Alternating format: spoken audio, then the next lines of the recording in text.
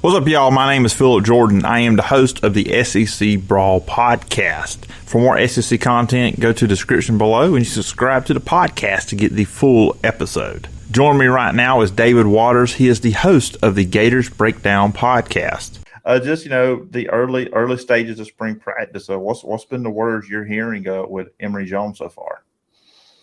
We got to talk to Trey Dean, who on the defensive side of the ball, and he was point blank about it. Somebody asked him, what are you seeing from Emory Jones? What are you seeing from this offense in the first three practices? And of course, Trey Dean, and I don't blame him at all, but of course, rub some people the wrong way. Trey Dean basically say, Emory Jones is just as good as a passer as Kyle Trask. And of course, some people want to take that the wrong way and go run with it and all that. Look, first of all, what do you want him to say? He's talking about his quarterback, his team.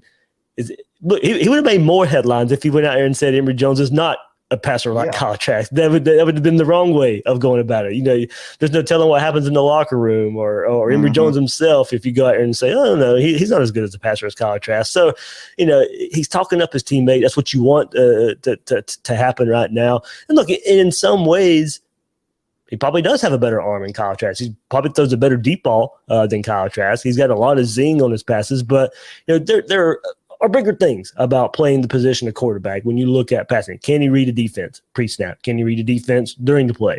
And he's probably not going to be as accurate as Kyle Trask, but there's a lot more to playing quarterback than accuracy and all that. So Emory Jones has a lot of arm talent, and probably that statement by Trey Dean probably getting blown out of proportion a good bit out there. But, this is the first time, Emory Jones has waited his time. This is his fourth year at Florida. Plenty of experience in this offense, brings plenty of experience. But now this is the start of becoming a leader. This is the start of this team becoming yours. And you won't get the full leadership until you go play some real ball games, but it starts right now. It starts in these 15 practices to go out there and get a rapport with a lot of new receivers. You mentioned it earlier. No more Kadarius Toney, no more Kyle Pitts, no more Trevon Grimes. So not only are you changing quarterbacks, but now this quarterback has a lot of weapons around him that or you're going to have to find new weapons.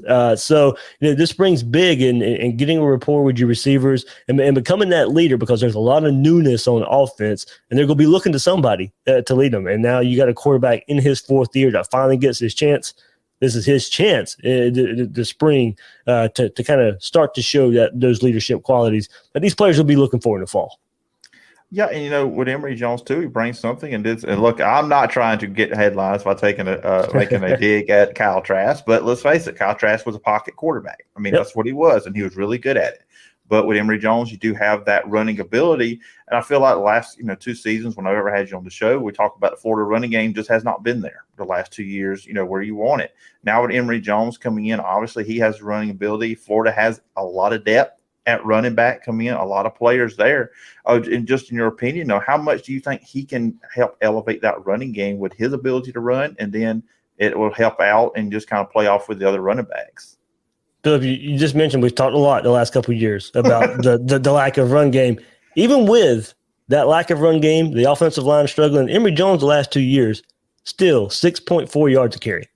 So he's still getting the yards, even with a beat-up offensive line, and the defense knows what's coming, and they still can't stop it. So, the offense will focus on that. It will be a big focus change from the drop back, throw it 40, 45 times a game, to now you may, run the ball between the quarterback and the running back. You may run the ball 50 times a game.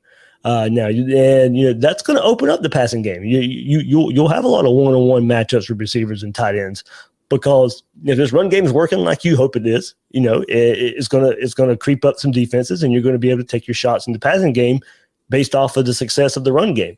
And that starts with the quarterback and Emory Jones and getting the offense, started there. And going back to what a lot of people know Dan Mullen for before Kyle Trask. And we talked to Dameon Pierce the last night, and the most experienced running back Florida has, and he said, this will look like more of the 2018 offense with Felipe Franks and LaMichael Pirine and Jordan Scarlett. And you had two really good running backs and an offensive line that was getting better as the year went on. And by the time 2018 ended, Florida had a pretty good running attack with Felipe Franks and those two running backs there. So it'd be more of that, more zone read, more the quarterback being able to hold it and keep it and pass off of it as well there. So a lot of zone read option. You'll see it all in a bevy of running backs. Florida goes 5 deep right now with the running back. Dameon Pierce, Malik Davis, Naquan Wright, all returned from last year's team. Lorenzo Lingard, a 5-star transfer who didn't get to play a whole lot last year. Then you get the 5-star transfer DeMarcus Bowman from Clemson, who, Dan Mullen doesn't really have a whole lot of workhorse running backs. If you go back and look at his history at Mississippi State, at Florida, as an offensive coordinator, wherever he's been, DeMarcus Bowman needs to be a workhorse running back. This is a running back talent Dan Mullen's never had, and I know Dan Mullen, he likes to spread the ball. He likes to share carries. But when you got a talent like Marcus Bowman, you get the ball in his hands as much as you can. So I think this would be in a learning experience for Dan Mullen as well, because as I said, he's never had a running back like this. How much does he lean on the run game? I think that's going to be an important part of this spring, is how much can you lean on a big-time talent like DeMarcus Bowman, but also lean on all the experienced guys that you have coming back as well.